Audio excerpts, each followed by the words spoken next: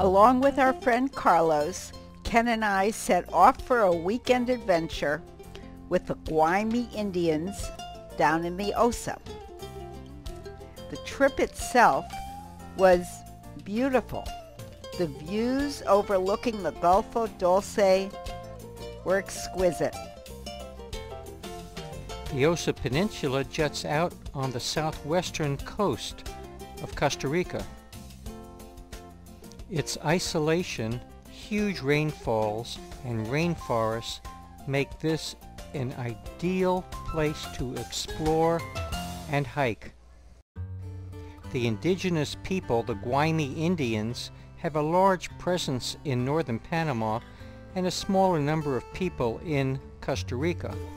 This particular group had about 135 people and was led by the father of our host, Luis Quiros. They have put together a rudimentary auberge to encourage tourism.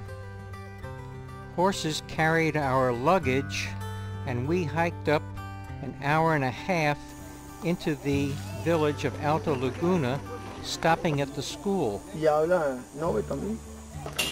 We had brought school supplies to leave at the school. La bobina, pero un señor me lo llevó, me dice que no, la bobina está buena.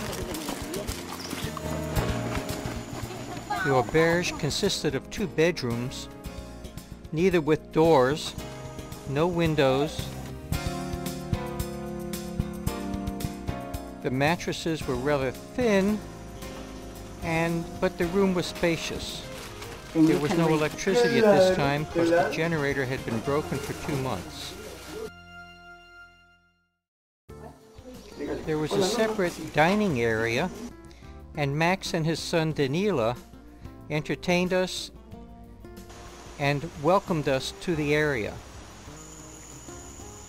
We visited a pulperia, a small shop that had a telephone.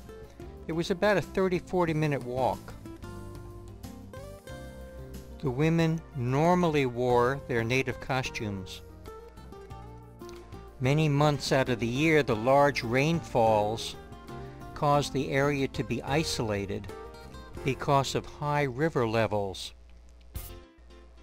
The rainforest experience was unique. A high canopy, multiple ferns, soft earth, lots of water. All the water we could see, we could drink. This was amazing to me.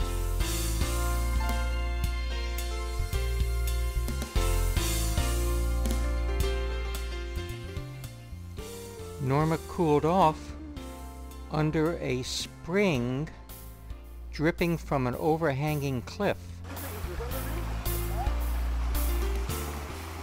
Quickly we shed our clothes for a dip in the cool water. The weather was hot, somewhat humid, and we were amazed at the lack of mosquitoes at this time of year. It was the end of February.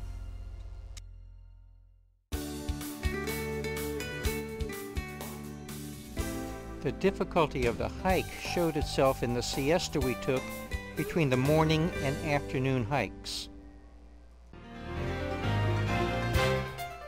Don Luis, the chief of this group of Guaymi, guided the afternoon hike. We descended a steep trail down to a hidden waterfall. The waterfall was located in a forested glen.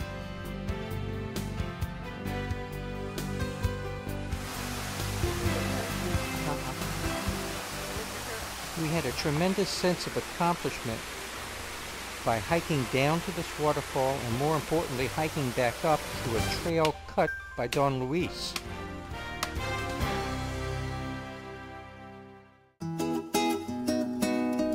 The food was cooked on an open fire by one of Max's 2 wives.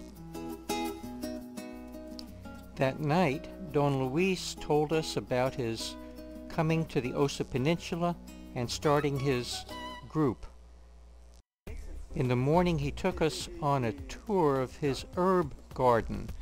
These are medicines used for treatment of a number of different ailments. When the road is opened about once a month, a doctor comes to visit this village.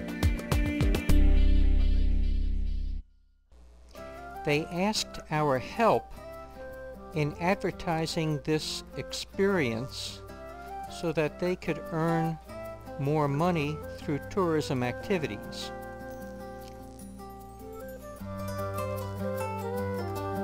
Max and his wife listened closely while we discussed suggestions for improving the experience. This was one of our most unique adventures since we moved to Costa Rica 9 years ago. We highly recommend it.